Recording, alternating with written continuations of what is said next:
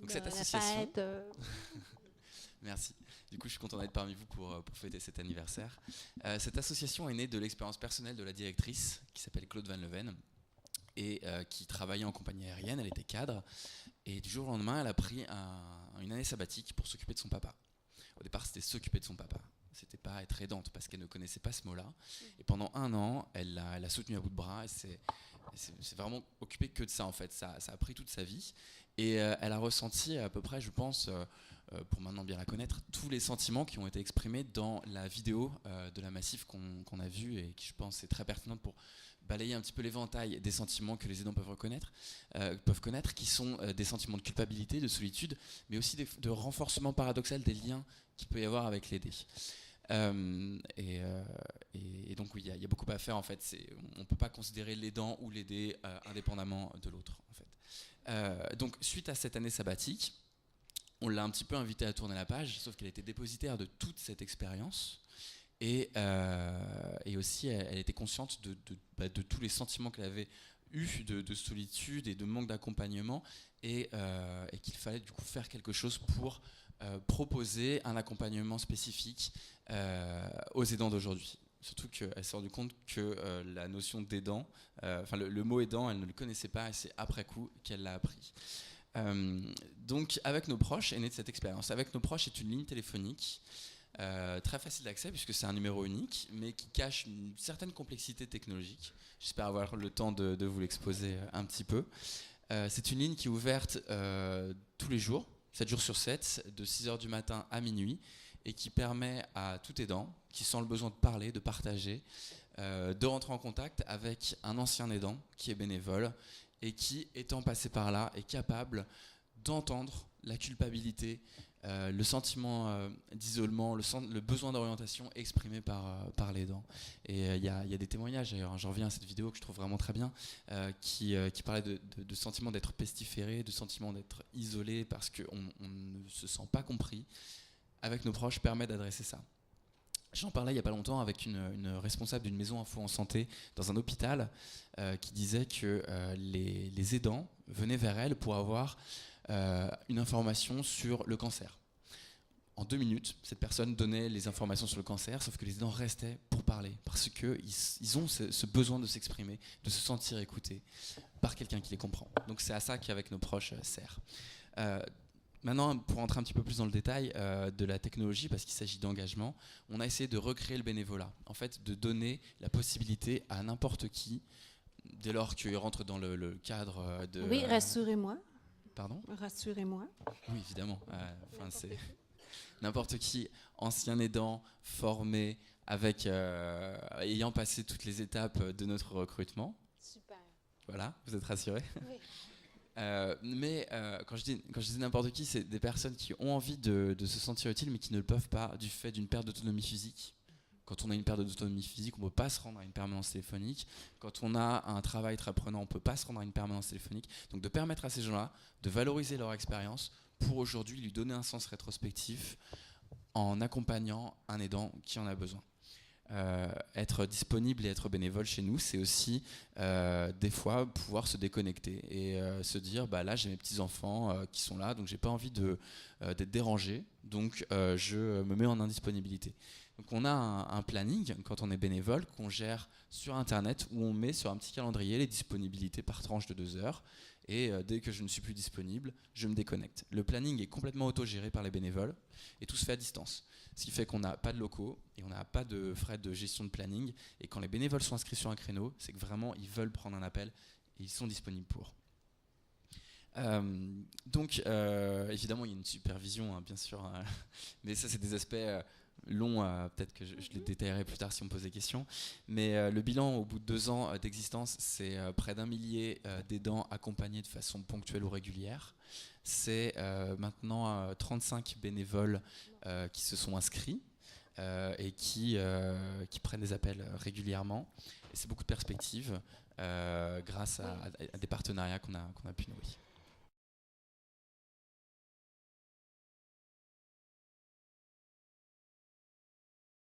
Je suis Catherine Poirier, donc Je travaille au sein d'AG2R La Mondiale et donc je m'occupe de ce qu'on appelle l'innovation sociale. Alors peut-être pour rappeler ce qu'a dit tout à l'heure Véronique Poncin, donc notre métier c'est un métier d'assureur, donc on fait de la retraite complémentaire et de l'assurance de personnes et elle a parlé donc effectivement d'un engagement social et donc c'est effectivement sur ce registre-là que l'on va aborder la question des aidants. Mais peut-être avant d'aborder directement les aidants, pourquoi l'engagement social? Donc on a 2,5 millions de retraités, 5 millions d'actifs. Donc ces gens, ils sont assurés chez nous pour, on va dire, les aléas de la vie. Mais l'assurance, elle ne permet pas à elle seule de résoudre le problème. Elle le voit d'un point de vue financier. Donc voilà, on donne une retraite, on donne une contrepartie financière. Quand il arrive, on va dire un pépin, une difficulté.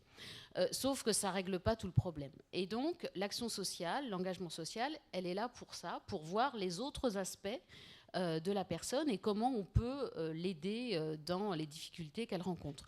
Donc du coup, on voit, je dirais, un large champ de problèmes. Ça peut être pour les retraités, effectivement, le fait de bien vivre à domicile tout au long de la vie avec, par exemple, une perte d'autonomie. Ça peut être préserver sa santé. Ça peut être pour des gens plus jeunes des situations d'endettement, de séparation, de veuvage, de divorce. Et tout ça crée effectivement des difficultés à surmonter. Donc nous, on va être là pour accueillir un peu ces besoins et essayer de trouver des solutions. Donc parmi toutes ces difficultés, l'histoire des aidants, elle est effectivement assez prégnante, mais elle n'est pas arrivée, comme vous l'avez dit, en tant qu'aidant. Les gens ne viennent pas, et même encore aujourd'hui, en disant « je suis aidant ». Les gens, ils viennent en fait à nous en disant je m'occupe de mon père, de mon conjoint, de mon enfant, etc. Et je cherche quelque chose pour lui. En général, ils venaient par rapport à, par exemple, une aide financière, un dispositif pour le logement ou autre, mais pour la personne. Et quelque part, à un moment, on s'arrêtait un peu là, c'est-à-dire qu'on essayait de voir, alors par exemple, nous, à travers une aide financière, à travers la mise en contact avec une association, une chose comme ça, comment répondre à son besoin.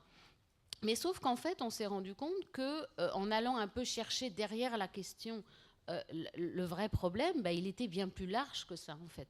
Et ce qu'on s'est dit, c'est qu'il fallait savoir écouter, effectivement, avoir un espace. Alors nous, on est un peu institutionnel, on n'est pas une association comme certains ici de proximité. Mais ce qu'on essaye, c'est... Donc on a une plateforme d'écoute sociale qui s'appelle Primadome, qui existe depuis 12 ans. Et ce qu'on s'est rendu compte, c'est qu'en 12 ans, la première thématique la plus importante qui revenait, c'était en fait celle des aidants. Donc en 12 ans, on a traité à peu près 35 000 situations d'aidants. Donc traiter, ça veut dire quoi? Ça veut dire d'abord écouter. Voilà, prendre le temps de créer effectivement, même si on est à distance, même si on est un peu comme ça... AG2R La Mondiale, voilà, c'est pas vraiment un acteur de proximité, mais voilà, de créer à travers une écoute empathique la situation de la personne et puis de voir derrière sa question, qui est souvent assez concrète, pragmatique, qu'est-ce qui se trame comme situation. Et donc, notre but, c'est d'essayer de mettre en relation justement avec les acteurs de terrain et de proximité. Donc, on a recensé, référencé et on aide aussi financièrement tous ces relais qui sont l'Association française des aidants, les cafés des aidants, Allo Alzheimer, etc., France Alzheimer, je ne vais pas tous les citer, il y en a effectivement des milliers, parce qu'en France, il y a quand même beaucoup de choses qui existent. Donc c'est déjà notre rôle de mettre en connexion, mettre en contact, expliquer les dispositifs, parce que les gens, ils sont souvent un peu perdus, et ils ne savent pas forcément, quand ça vous arrive dessus, comme ça, tout d'un coup, par quoi commencer, en fait. Donc l'idée, c'est déjà de guider, etc. Et puis après, c'est d'essayer d'apporter aussi des dispositifs concrets. Donc nous, on peut aider financièrement des personnes. Je tiens à le dire parce que ce n'est pas forcément connu que la caisse de retraite, elle peut aider par des aides financières. Mais c'est le cas, et donc ça peut quand même être très utile. Et puis aussi, on a mis en place des solutions de répit, d'accompagnement psychologique, de service à la personne. Donc voilà, on va essayer pas à pas, avec un dispositif un peu global, de faire le tour des solutions. Et puis donc je voulais aborder après un autre... Donc ça, c'est les gens qui viennent vers nous. Et on s'est dit, pour reprendre les chiffres qui ont été donnés tout à l'heure, il y a 46% de ces aidants, ils sont en situation d'activité professionnelle. Donc on se dit... Essayons aussi d'aller vers ces aidants actifs qui ont aussi d'autres problèmes un peu différents parce qu'ils ont un travail. Donc ça renforce. C'est à la fois nécessaire d'avoir un travail et puis ça permet aussi de souffler. Et c'est un paramètre très important. Mais parfois aussi, c'est difficile de concilier les deux. Ça peut créer du stress, de l'épuisement, de l'absentéisme. Donc voilà. Donc on s'est dit, on va apporter toutes ces réponses individuelles qu'on peut faire autour de la personne, aux salariés. Et puis là, l'enjeu, ça va être aussi de sensibiliser les dirigeants, les DRH, les managers. Parce que apporter une réponse à l'individu salarié aidant, voilà, c'est possible. On a un numéro, on a des dispositifs, on va leur dire, voilà, ça permet de vous soulager. Mais c'est vrai que de pouvoir après en parler dans l'entreprise, à sa hiérarchie, à son manager, c'est encore une autre étape et ça, c'est pas simple. Et comme on l'a vu dans la Massif, avec le rapport qu'ils ont fait, il peut y avoir une discrimination aussi. Je suis aidant, c'est-à-dire si j'ose le dire, je prends un peu un risque qu'on me... même tout en étant bienveillant parfois, mais de dire, du coup, on peut peut-être pas trop compter sur lui. Voilà. Donc nous, ce qu'on va essayer, c'est de sensibiliser les dirigeants, les managers à ce problème, faire déjà parler de la question. Donc on a commencé en faisant par exemple des conférences, des petits déjeuners pour parler de ça dans l'entreprise, parce que souvent on ne le sait pas, les gens ne le disent pas toujours. Et puis après, de voir avec la direction, avec les DRH, quelles sont les solutions opérationnelles possibles, parce qu'il y en a en termes d'organisation du travail, en termes de management. Et on pense aussi que ça peut profiter au plus grand nombre, parce que c'est vrai que les aidants, c'est pas tout le monde, mais si on met en place des dispositifs, par exemple de télétravail, de congés, d'assouplissement, ça peut, finalement, ça va au-delà, quoi. Voilà, ça peut servir d'autres personnes dans l'entreprise que les aidants, et c'est probablement, là, c'est à la fois l'enjeu d'avoir une vraie, un vrai changement organisationnel pour l'entreprise. Voilà. Donc, voilà à peu près ce que... la conclusion, les perspectives qu'on a aujourd'hui. Est-ce que vous recevez beaucoup d'appels qui concernent la difficulté de concilier le travail et la famille et ses engagements comme aidant? Est-ce que ce problème s'exprime beaucoup? Oui. Effectivement, à travers la plateforme Primadome dont je parlais, oui, il s'exprime effectivement. On a des salariés qui appellent et qui font part de cette difficulté, effectivement. Ça peut être en termes d'organisation personnelle, en termes de droit aussi, à quoi j'ai le droit, à quoi est-ce que je peux prétendre. Et on a aussi, du coup, l'employeur qui commence aussi à nous dire, voilà, il ne sait pas forcément par quel bout prendre ce sujet, quoi.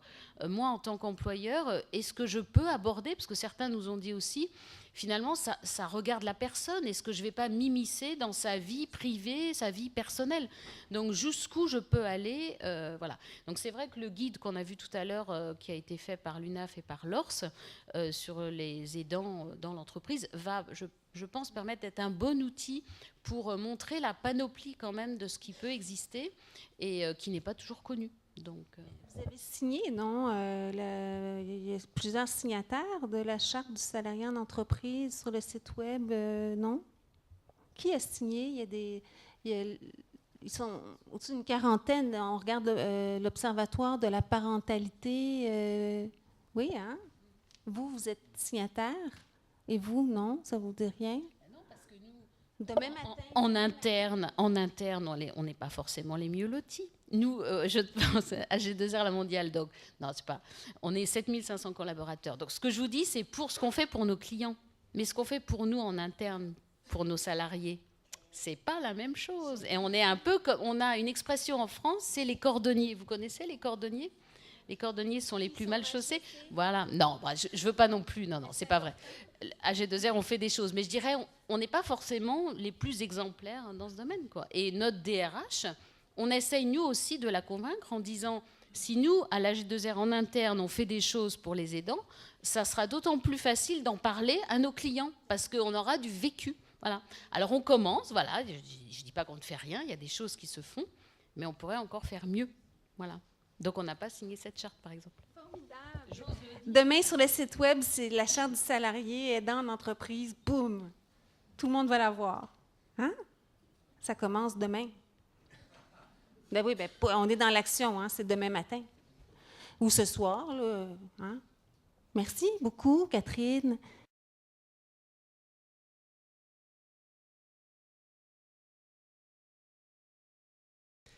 Luc Gindret, moi je représente le Conseil général du Pas-de-Calais, donc une institution qui finance les dispositifs d'accompagnement de la perte d'autonomie sur le territoire départemental. Alors, la question des aidants, elle nous intéresse bien évidemment. On dépense chaque année 400 millions d'euros pour accompagner les personnes en perte d'autonomie, que ce soit dû à l'âge ou au handicap. Donc, aider les aidants, les aider à continuer à jouer dans les meilleures conditions le plus longtemps possible leur rôle d'aidant, ça relève d'un intérêt purement égoïste si on ne voit que ça, hein, c'est-à-dire que c'est un moyen de retarder des prises en charge institutionnelles plus lourdes et parfois inadaptées. Mais c'est aussi pour notre collectivité un moyen de soutenir des solidarités de proximité que trop souvent on déplore de voir se déliter. Donc c'est clairement lié à l'engagement politique de notre institution. Alors comment soutenir les aidants dans leur rôle? Bon, ben, les différents éléments de la palette ont été évoqués avant moi. Hein. Le soutien social, la lutte contre l'isolement, comment aider les personnes isolées à partager avec des personnes qui vivent les mêmes types de situations, comment on les aide à travers des groupes de parole, à travers des initiatives type Café des aidants, comment on les forme à assumer leur rôle, comment on les informe, comment on leur offre des moments de répit à travers des dispositifs institutionnels que l'on finance, mais aussi à travers des initiatives plus légères que l'on soutient. Et ce qu'a présenté ma voisine de droite tout à l'heure l'illustre parfaitement. Et puis comment on intervient lorsque l'aidant, comment on intervient à temps pour aider l'aidant, ou à travers un soutien complémentaire, ou à travers un accueil dans une structure adaptée. Alors, voilà, le département, il est clairement dans l'approche que vous avez évoquée tout à l'heure, quand vous avez parlé d'État accompagnant, hein, c'est comment s'appuyer sur des solidarités naturelles ou de proximité ou familiales, aider à les faire vivre, c'est avant tout notre rôle. Alors, pour ce faire, on soutient des initiatives locales, innovantes ou pas, hein, on finance des cafés des aidants, des haltes répit, on finance des expérimentations, ateliers santé des aidants par exemple. On essaie de développer et faire vivre des solutions de répit qui malheureusement ont souvent du mal à trouver leur vitesse de croisière, leur rythme, pour des raisons techniques, pour des raisons financières, pour des raisons de gouvernance globale du système. Et puis on a une ambition un peu plus large qui est d'organiser à l'échelle territoriale l'aide aux aidants, en sachant qu'on a dit que les aidants vivent des situations d'isolement, de solitude, et puis ils ont affaire aussi à un système qui peut les soutenir, qui est atomisé, qui n'est pas clairement organisé. Donc être capable d'organiser à l'échelle d'un territoire l'identification des situations de fatigue, de détresse des aidants, et orienter ces situations individuelles vers un éventail de réponses qui soit gradué, complet, et être capable de le faire de manière assez réactive, en gérant notamment l'urgence, c'est l'ambition qu'on s'est donnée et qu'on essaie de mettre en œuvre à l'échelle des 9 territoires qui composent notre département.